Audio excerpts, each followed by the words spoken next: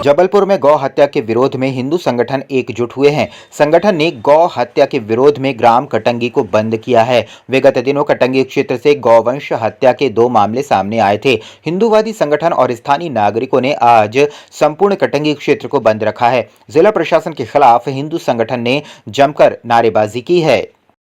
4 दिन पूर्व जो 50 से 70 गौवंश के सर मिले थे, शांतिपूर्ण तरीके से पुलिस प्रशासन ने पोस्टमार्टम करके विश्वास जता के 56 का नाम लेके रिपोर्ट पेश की।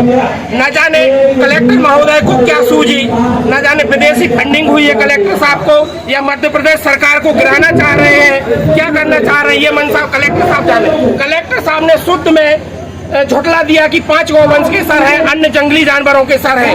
माननीय कलेक्टर महोदय यहाँ कटंगी में आए, वीडियो देखें, साक्ष्य देखें। एसी केबिन में बैठ करके जो कलेक्टर महोदय ने गलती की है उसका पूरा जबलपुर प्रशासन भोग रहा है। इतने शांतिपूर्ण तरीके से जो कटंगी में सब कुछ हो गया था, लेकिन कलेक्टर महोदय की मंशा के कारण ये सब चक्का जाम हुआ है और ये सब घटना हुई है। इसका सिर्फ और सिर्फ कोई दोषी है तो वो है कलेक्टर, सिर्फ कलेक्टर। मध्य प्रदेश पुलिस और मध्य प्रदेश शासन के सभी विभागों ने ईमानदारी पूर्वक अपना काम किया एवं निष्पक्ष जांच की, जिससे संपूर्ण हिंदू समाज खुश था। लेकिन कलेक्टर महोदय ने रात 12 बजे अपने ट्वीट्स करके ये पूरे हिंदू समाज को आघात पहुंचाया। कलेक्टर महोदय के आघात के कारण ये जाम हुआ है, सिर्फ कलेक्टर महोदय, बाकी मध्य प्रदेश शासन का सभी प्रशासनों का शानदार सहयोग रहा। गया कि कटंगी में 57 गायों की जमाबंदी करके जंगलों में फेंक दिया गया। बजरंग दल के कटंगी के कार्यकर्ताओं ने जब उसका विरोध किया, पुलिस प्रशासन चेता और सभी शवों का परीक्षण किया गया। हमने ये आशा और विश्वास जताया था कि पुलिस की निष्पक्ष कार्रवाई होगी और सभी दोषियों को तत्काल सजा दी जाएगी। भाई साहब, देखा जा रहा है मध्य प्रदेश में लगातार ये घटना घटती जा रही है। सिवनी में देखा, दमोह में देखा, आखिर क्या कारण है जो ये घटनाएं हो रही है? ये सकल हिंदू समाज को चैलेंज किया जा रहा है जिहादियों के द्वारा, और जबलपुर के कलेक्टर के द्वारा इन जिहादियों का साथ देते हुए बोला गया कि ये गौवंश नहीं दूसरे जानवरों का अवशेष है। मैं कलेक्टर महोदय से कहना चाहता हूं कि बजरंग दल के कार्यकर्ताओं के पास वीडियो है, आप आके देखें कि अवशेष गौ माता का है या दूसरे जानवरों का है। काटने का टीला वहां पे मिला है, गौवंश के टुकड़े वहां पर मिले हैं, और आप कहते हो कि गैया नहीं कटी है। मात्र कलेक्टर महोदय के ध्यान के चलते आगे चकाजाम हुआ है। आगे प्रशासन अगर कार्रवाई नहीं करती वैसे आप लोग क्या करें? हमारी मांग है, कलेक्टर नहीं हटेंगे। 27 किलोमीटर बाद नेशनल हाईवे है, 1 घंटे बाद पूरा नेशनल हाईवे बंद करा। जबलपुर गंगानगर क्षेत्र में कल थोड़ी सी बारिश होते ही गंगानगर क्षेत्र धूप की ओर आ गया, जहां पर घरों से निकाल कर लोग बाहर आए हैं। समस्या का समाधान अभी तक नहीं हुआ है। विधायक राकेश सिंह जी ने जल्द ही इस पर कोई प्रक्रिया करने का आश्वासन दिया है। ये गंगानगर में पूरा जल प्लावन हो गया है, घरों के अंदर घुटनों से पानी भरा हुआ है, रोड का पानी अंदर घुस रहा है, और जो सीवर लाइन है जब से ये समस्या ज़्यादा उत्पन्न हुई है, नगर निगम से जो नालियां बनाई गई हैं वो बहुत सक्रिय और छोटी बनाई गई, उथली बनाई गई हैं, जिससे रोड का पानी अंदर घुसने लगा है।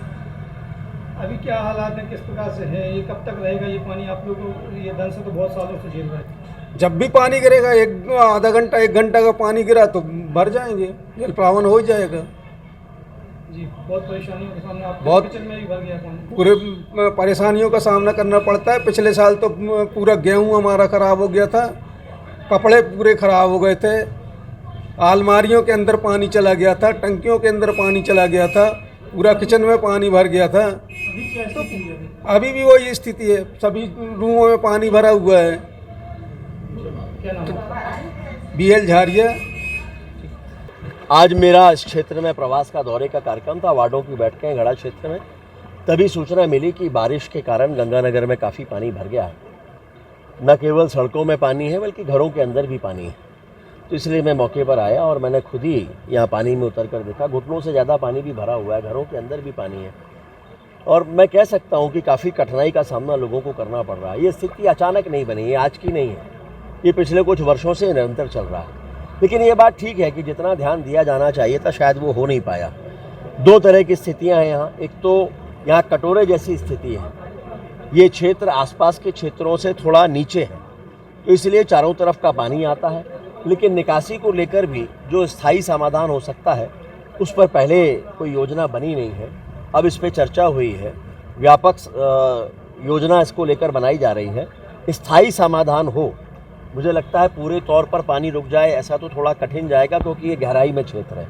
लेकिन इस तरह की स्थितियों का सामना लोगों को ना करना पड़े, घरों के अंदर पानी ना जाए, इसको लेकर योजना बनाने के लिए कहा है। नगर निगम की टीमें आ चुकी हैं और वो अपने स्तर पर जहाँ जहाँ से पानी की निकासी हो सकती है वो करने का प्रयास कर रहे हैं। कल सुबह फिर से यहाँ की नालियों की और डीप क्लीनिंग होगी। उसके साथ साथ कहीं अगर पानी को कोई अवरोध होगा तो उसको भी हटाया जाएगा, कोई इंक्रोचमेंट होगा तो उसको भी हटाया जाएगा। और इन्हीं सब बातों को ध्यान में रखते हुए आचार संहिता के समय पर भी मैंने सर्किट हाउस में बैठक बुलाई थी और तब यही कहा था कि चूँकि आचार संहिता जब समाप्त होगी तो उसके बाद और वर्षा के बीच में अंतराल बहुत कम होगा, तब नालियों की सफाई और बाकी चीज़ें उतनी नहीं हो पाएंगी। और इसीलिए यह आवश्यक था कि वो बैठक होना, और उस बैठक के अच्छे परिणाम भी हैं। बहुत सारी जगहों पर जहाँ पानी भरता था, प्रारंभिक बारिश में भरता था, अभी वो पानी नहीं भरा है, क्योंकि डीप क्लीनिंग हो गई, तैयारियां हो गई, नालों को चौड़ीकरण का काम हो गया। लेकिन कुछ जगह जहाँ कठिनाइयाँ हमेशा रहती हैं, वहाँ कठिनाइयाँ हैं, उसमें गंगानगर का क्षेत्र भी शामिल है, तो इसकी भी योजना बन रही है। क्या लगता है परिवार प्रभावित हुए इस बारिश से? नहीं, काफ़ी परिवार है यहाँ, तो पूरा जो क्षेत्र है जहाँ जहाँ भी हम देख रहे हैं दोनों तरफ के जो घर बने हुए हैं सब में पानी है और लोगों को कठिनाई है, काफ़ी कठिनाई। अधिकारियों को किस प्रकार निर्देश? अधिकारियों को कहा है, मौके पे ही वो सभी आ गए हैं। मैं लगभग 2 घंटे से यहाँ पर हूँ और लगभग उसके थोड़ी देर बाद लगभग 1 घंटे से अधिकारी भी यहाँ पर आ चुके हैं। उन सबको सारी स्थितियों उन्होंने अपनी आंखों से भी देखी है और उसको लेकर वो योजना भी बनाना उन्होंने शुरू कर दिया है। तो तात्कालिक रूप से पानी की निकासी के जो प्रबंध हो सकते हैं वो कर रहे हैं। स्थायी योजना पर भी काम चल रहा है। जबलपुर के दमोह नाका के पास भोला नगर में रहने वाले कुछ लोगों ने वहां शराब पीकर उत्पात मचाकर रखा है। वहां रहने वाले लोगों से अवैध वसूली और छेड़छाड़ की शिकायत जबलपुर पुलिस अधीक्षक से की है। इन सभी से पूरा क्षेत्र परेशान है। जब भी क्षेत्र में कोई मकान विक्रय होता है तो इनके द्वारा होंडा टैक्स के नाम पर अवैध वसूली की जाती है और स्थानीय राहगीरों को आने जाने में इनके द्वारा मारपीट एवं लूटपाट की घटना आम है। मैं कृषि उपज मंडी भोला नगर से आई हूँ और मेरी एक शिकायत है। हमने एक घर खरीदा है जिसमें गुंडा वसूली होती है। वो वहाँ हमारे मोहल्ले में कुछ गुंडे हैं, हमसे अवैध वसूली मांगते, पैसे मांगते 50,000 रुपये। ना देने पर वो हमारे भाई को मारे और हमको मारे और रास्ते में छेड़छाड़ करते हैं। उनका ये धंधा ही है। शराब बेचते हैं और स्मैक बेचते हैं, छोटे छोटे बच्चों से भी काम कराते हैं और सबको धमकी देते हैं, मारते हैं कि अगर कोई बताएगा तो सबको घर में घुस के मारेंगे और कोई भी कार्यवाही नहीं हो रही है। हमने गोहलपुर में शिकायत की, FIR हुई, हमारे भाई को चोट लगी, 5-6 चाकू लगा, मेरे बेटे को लगा, हम लोगों को भी मारा, फिर भी कोई भी सुनवाई नहीं हो रही है। और वो बोल रहे हैं कि हम लोगों के ऊपर कुछ गंदे इल्ज़ाम लगाए हैं तो उसकी कार्यवाही हो। कौन लोग हैं ये विशाल चौधरी, विकास चौधरी, आदर्श चौधरी और सौरभ चौधरी, अविनाश चौधरी और उनके कुछ साथी हैं सर। अभी आप कहाँ हैं? अभी मैं SP ऑफिस आई थी शिकायत करने, तो सर ने बोला है कि हम इसकी जांच करेंगे, शिकायत आपकी सुनेंगे। आपका नाम? मेरा नाम सरिता है, सरिता साकेत। मैं आशा वर्कर हूँ, मैं फील्ड का काम करती हूँ और मेरे साथ भी हमको भी धमकी देते हैं। रास्ते में जाते हैं तो वहाँ भी छेड़छाड़ करते हैं, कुछ लोग पीछा करते हैं। सर हम काम पे नहीं जा पा रहे हैं। जबलपुर मध्य प्रदेश के लोक निर्माण मंत्री राकेश सिंह और रेलवे अधिकारियों के बीच एक अहम बैठक हुई। बैठक में कई महत्वपूर्ण निर्णय लिए गए, जिसमें मुख्यतः रेलवे की छोटी रेल लाइन की भूमि पर सड़क बनाने का प्रस्ताव को मंजूरी मिली है, जिसमें छोटी लाइन से लेकर ग्वारी घाट तक सड़क बनाने पर सहमति बनी है। आज बहुत महत्वपूर्ण बैठक रेलवे के साथ में हमारी हुई है। उसमें मुख्य रूप से विषय था, जहाँ नैरोगेज की लाइन थी ग्वारीघाट वाली, उस ज़मीन के उपयोग को लेकर लंबे समय से चर्चाएं रेलवे के साथ चल रही थी। आज बहुत विस्तार से चर्चा हुई है। उसमें 2 अलग अलग विषयों पर बातचीत प्रमुखता से है। एक है कि ज़मीन का हस्तांतरण भले ही ना हो, लेकिन वहाँ पूरे पे रोड बन जाए और वो रोड बने ज़मीन का मालिकाना हक भले ही रेलवे के पास रहे।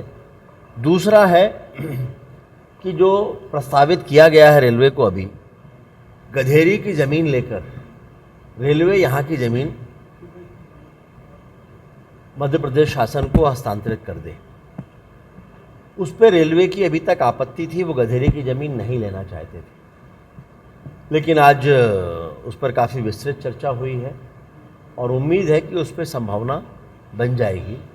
कुल मिलाकर अब इस बात के लिए हम आश्वस्त हैं कि ग्वारीघाट तक जो गोरखपुर से लेके ग्वारीघाट तक की जो छोटी लाइन की जो ज़मीन थी, नैरो गेज की जो ज़मीन थी, उसका उपयोग अब मध्य प्रदेश सरकार जबलपुर के हित में, जबलपुर के विकास में कर सकेगी।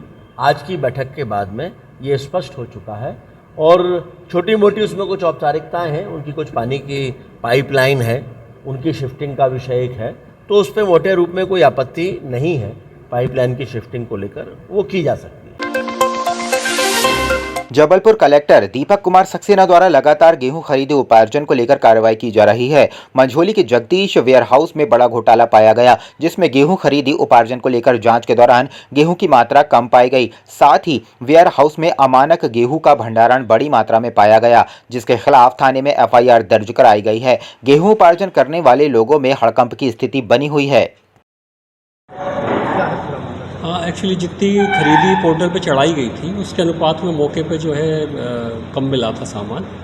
करीब करीब 40 लाख के आसपास का जो है मात्रा की कमी पाई गई है और इसका जो संबंधित व्यक्ति हैं वहाँ पर, उनके खिलाफ FIR दर्ज कराई गई है। कितने लोगों की FIR? ये मैं देख के आपको बता पाऊँगा। जो संबंधित लोग हैं, 4-5 लोग हैं, उन सभी के खिलाफ FIR हुई है। क्या अनियमितताएं पाई गई? अनियमितता बेसिकली यही है कि जो खरीदी पोर्टल पर चढ़ाई गई थी, जितनी खरीदी चढ़ाई गई थी उससे कम माल वहाँ पे मिला और उसकी मात्रा करीब करीब 40 लाख रुपए की होती है, मूल्य जो है उसका। कल जिले के कनिष्ठ आपूर्ति अधिकारी सिद्धार्थ राय थाना मझौली आकर यह प्रतिवेदन प्रस्तुत किए कि जगदीश वेयर हाउस में जो गेहूं खरीदी होनी थी, एक उसमें अमानक गेहूं की खरीदी नहीं होनी थी, लेकिन फिर भी वहाँ के सर्वेयर के द्वारा अमानक गेहूं की खरीदी की गई। साथ ही वहाँ ये पाया गया कि 200 क्विंटल गेहूं पूरी जो ऑनलाइन खरीदी होनी थी वो फिजिकली रूप में कम पाई गई, जो 20 लाख रुपए का नुकसान शासन को हुआ है। ये दोनों चीज़ें पाए जाने पर थाना मझौली में अनीता लोधी और 6 अन्य के विरुद्ध धारा 420 भारतीय दंड विधान का अपराध पंजीबद्ध किया गया है और इसमें विवेचना की जा रही है।